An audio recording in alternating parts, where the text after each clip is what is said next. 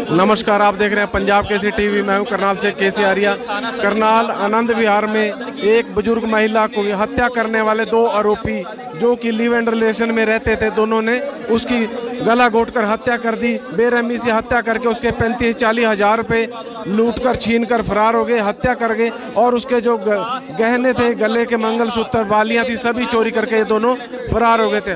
आप देख रहे हैं अभी ये पुलिस की सलाखों के पीछे हैं, पुलिस के शिकंजे में। दोनों लिव एंड रिलेशन में दोनों मियां बीबी रहते थे। ये दोनों प्रीत और पोला दोनों ही एक ऐसे शातिर बदमाश निकले जिन्होंने बाहर घूमने के लिए बुजुर्ग की हत्या कर दी।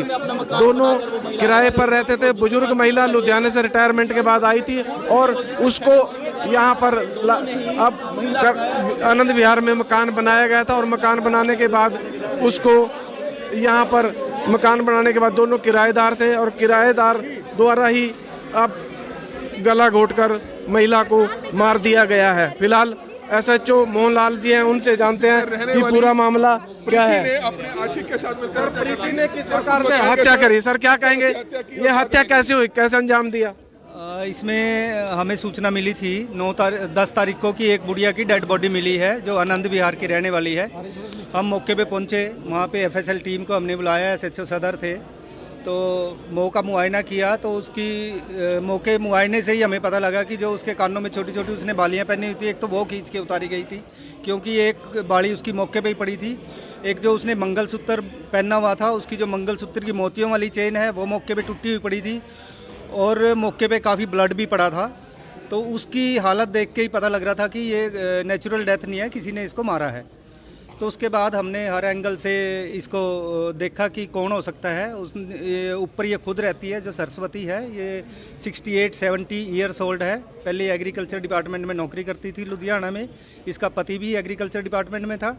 रिटायरमेंट के बाद इन्होंने करनाल अपना मकान बना लिया था। अब ये यहाँ उस दिन अकेली थी क्योंकि 2-3 दिन पहले इसका पति और पोती वो बिहार चले गए थे। उस दिन ये अकेली थी। 8 तारीख को जब ये आई तो इसने इसको लड़के को हरदीप उर्फ पोला है और इसके साथ ये लड़की रहती है प्रीति। सभी दूसरे किराएदारों के सामने इसने किराया मांगा था कि 2 महीने से तुम रह रहे हो, किराया अभी तक नहीं दिया, तो ये किराया दे दो, नहीं तो कल मैं तुम्हारे मकान को ताला लगा दूंगी। उसके बाद हत्या कर दी। ऊपर ये खुद रहती है और नीचे इसने करीब 10-12 कमरे बनाए हुए हैं जो किराएदार हैं सभी कमरों में।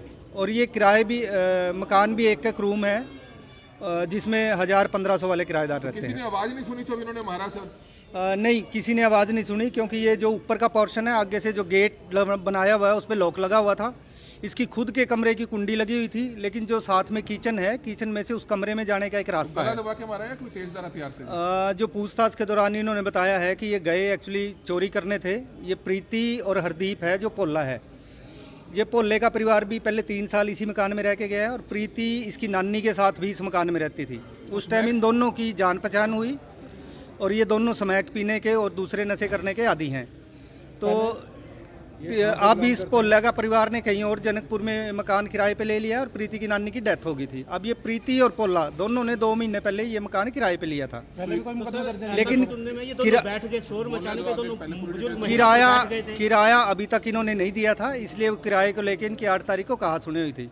जब हम मौके पे गए तो बाकी किराएदारों ने बताया कि किसी के साथ झगड़ा नहीं था, सिर्फ किराया इनसे मांगा था और जोर जोर से इनकी बातचीत हुई थी। लिव इन रिलेशनशिप में रह रहे थे सर ये? हाँ, ये दोनों ने शादी नहीं की है। इस लड़की की पहले शादी हुई है, लेकिन इसके पति ने इसकी नशा करने की आदत को लेके इसको छोड़ दिया था, जो अब पोले के साथ रहती है। रिमांड लिया जाएगा सर? कोई और लोग इसकी शामिल हो? बिल्कुल, इनको 3 दिन का हमने रिमांड लिखा है कोर्ट के लिए, क्योंकि ये इन्होंने बताया कि जो ज्वेलरी उसने पहनी हुई थी, बालियाँ थी, 8 बालियाँ छोटी छोटी कानों में, एक मंगलसूत्र था और ये 4 धाम की यात्रा पे इसने जाना था बुजुर्ग ने। रात को उसने सभी के सामने बताया था कि मुझे यात्रा पे जाना है, इसलिए पैसे दे दो। इन्हें पता था कि इसके पास काफ़ी पैसे हैं। इन्होंने रात को बैठ के स्मैक पीने के बाद सलाह बनाई कि चोरी इसी घर में कर लेते हैं और सुबह इसको किराया दे देंगे। ये गए एक्चुअली चोरी की नीयत से थे, लेकिन जब ये ऊपर इसका बेड और अन्य चीज़ें देख रहे थे तो उसकी जाग खुल गई और जैसे वो उठ गई उसने इनको पहचान लिया।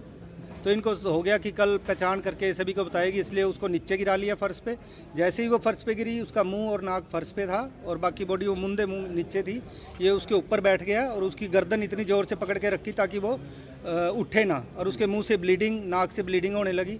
जब उसने हिलना डुलना बंद कर दिया तब इन्होंने इसको छोड़ा है। इसके कानों की जो बालियाँ थी वो सारी खींच के इन्होंने निकाल ली थी, मंगलसूत्र तोड़ लिया था और जितने भी पैसे थे वो लेके भाग गए थे। रात से फरार चल रहे थे सर ये लोग? नहीं, ये फरार नहीं हुए थे। इनको पता था कि अगर फरार हुए तो शक सीधा इनके ऊपर जाएगा। ये बड़े सातिराना तरीके से वहीं उसी मकान में रहे, उसी कमरे में रहे और सबके साथ मिलते रहे। हमारे पुलिस की भी कई विजिट हुई हैं, पुलिस को भी आगे मिलते थे। लेकिन हमने सीसीटीवी कैमरे जब चेक किए कि एक जो मेन डोर था सीसीटीवी में दिखा कि उसमें पूरी रात हमने चेक किया कि पूरी रात कोई मेन डोर से एंटर नहीं हुआ। अंदर रहने वाले जो किराएदार थे वो बैक की जो सीढ़ियां हैं वो सिर्फ किराएदार ही यूज कर सकते हैं, बाहर का कोई आदमी नहीं आ सकता। पहले भी कोई मुकदमा इसलिए हमें पूरा क्लियर हो गया था कि ये जो वारदात है ये जो मकान के अंदर रहने वाले लोग हैं सिर्फ इन्हीं लोगों द्वारा की जा सकती है। कैसे जुड़ी फिर सर? तो बाहर से फिर एक दूसरे 2-3 सीसीटीवी हमने चेक किए। एक सीसीटीवी में फिर हमें इनकी तस्वीर ऊपर चढ़ते हुए मिल गई।